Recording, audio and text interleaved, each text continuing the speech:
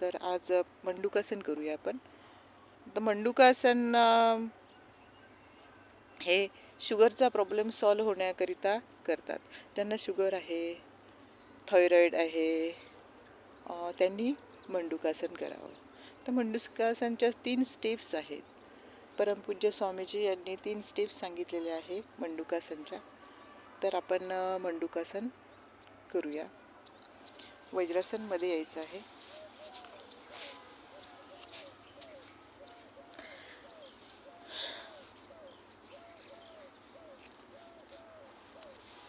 दोन्ही हातांच्या मुठा नाभीजवळ दोन्ही मुठ्या ठेवायच्या. श्वास भरून घ्यायचा आणि पूर्ण श्वास सोडत मान खाली, नजर समोर, डोळे उघडे. आणि स्वामीजींनी यामध्ये सांगितले की कपालभाती पण आपण करू शकतो. करूया कपालभाती.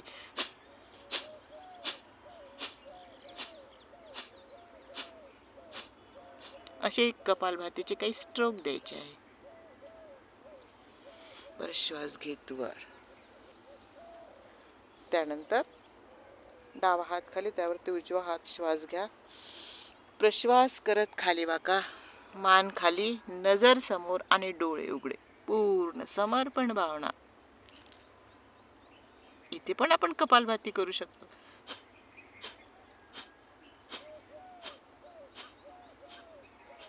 आसन पण होते, प्राणायाम पण होते. श्वास घेत वर. आता दोन्ही हात वर करायचे आहे.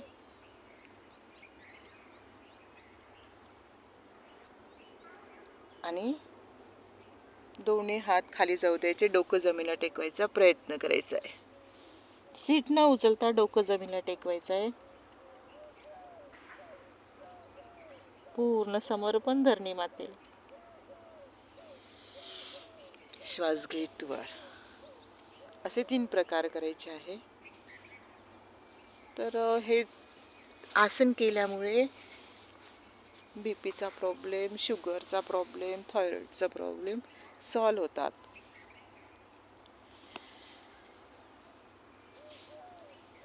युक्त आहार विहारस्य युक्त चेष्टस्य कर्मसु युक्त स्वप्नावबोधस्य योग भवती दुःख. जर आपण युक्त आहार विहार आपला युक्त असला पाहिजे आणि आपले कर्म सुद्धा योग्य असले पाहिजे. जर आपला आहार योग्य असेल, आपले कर्म योग्य असेल, तर युक्त स्वप्नावबोधस्य योगो भवती दुःख. आपल्याला स्वप्नात सुद्धा दुःख येणार नाही. म्हणून दररोज योग करा, प्राणायाम करा, मेडिटेशन करा. ह्यामुळे आपलं डोकं शांत होते. बाकीचे कोणतेच विचार, वाईट विचार आपल्या मनामध्ये येत नाही आणि आपण पॉझिटिव्ह राहतो, नेहमी पॉझिटिव्ह राहतो. आपण जर पॉझिटिव्ह असेल तर युनिवर्स आपल्याला खूप सारी मदत करते. आपले सगळे कार्य सफल होतात. म्हणून सगळ्यांनी योग करा, प्राणायाम करा आणि सुखी राहा. ओम. आणि आमच्या यूट्यूब चॅनलला सबस्क्राईब करा प्लीज.